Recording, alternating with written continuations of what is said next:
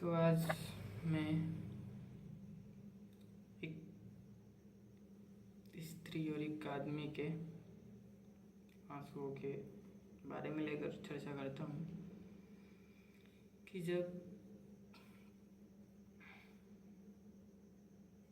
खुलकर हंसती एक स्त्री, खुलकर रोता हुआ आदमी,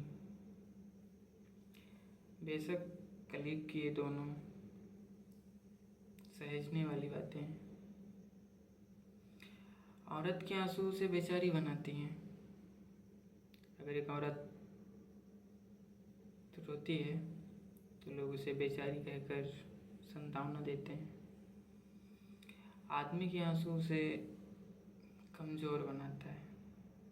अगर एक आदमी रो रहा है, उसके आंसू को देखकर लोग उसे कमज़ोर कहते हैं, जबकि आंसुओं का तात्पर्य तो भावुकता से है। लोगों ने आंसुओं को कमजोरी से, बेचारी से कहाँ से जोड़ दिया है? ये सिर्फ इसलिए कि अगर आदमी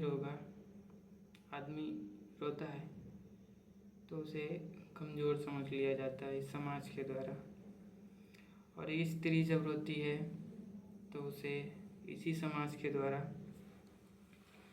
बेचारी कहकर उसे बेचारी बना दिया जाता है।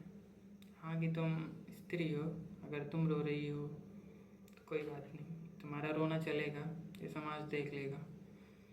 लेकिन अगर वही एक आदमी रोता है तो उसके रोने का कारण क्या है, क्यों रोता है, किस लिए रोता है, कोई मतलब नहीं है, किसी से कोई मतलब नहीं है।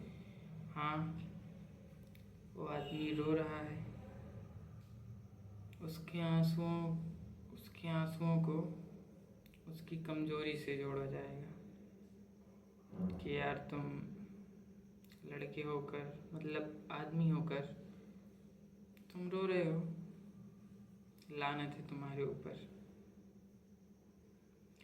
क्यों लानत है हमारे ऊपर?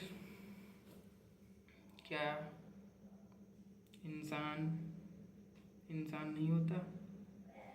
क्या आंसुओं को भी लड़के और लड़की में फ़र्क करके अलग किया जाएगा? आंसू तो सबके सेम होते हैं। जैसे हमारे आंसू, वैसे एक स्त्री के आंसू होते हैं, लेकिन बस फर्क समाज के देखने का नज़रिया से होता है, क्योंकि समाज किसको किस तरह से देख रहा है ये वही निर्णय करता है, ना कि हम करते हैं खुद से। तो इसीलिए मैं यही कहूँगा कि अगर कोई आदमी भी रो रहा है तो उसके आंसुओं को समझो, उसकी आंसुओं को भी कीमत होगी। और अगर एक लड़की कहने का मतलब मेरा यहाँ अलग हो जाएगा।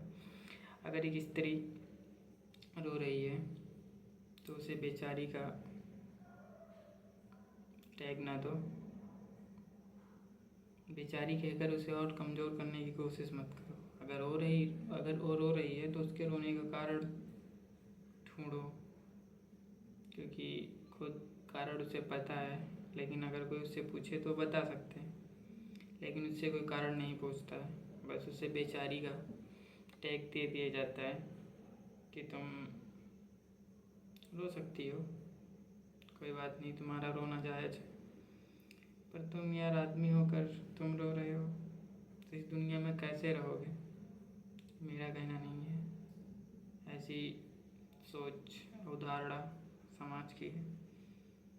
तो मैं यही कहूँगा, समाज से पहले लोग खुद को बदलें, तभी समाज बदलेगा, क्योंकि समाज ऐसे नहीं बन जाता,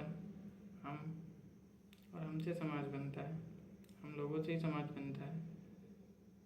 तो मैं ये कहूँगा, सबसे पहले खुद में परिवर्तन लाओ, समाज में फिर धीरे धीरे परिवर्तन आ जाएगा, क्योंकि विकास धीरे धीरे होता है और विनाश बहुत तेज होता है।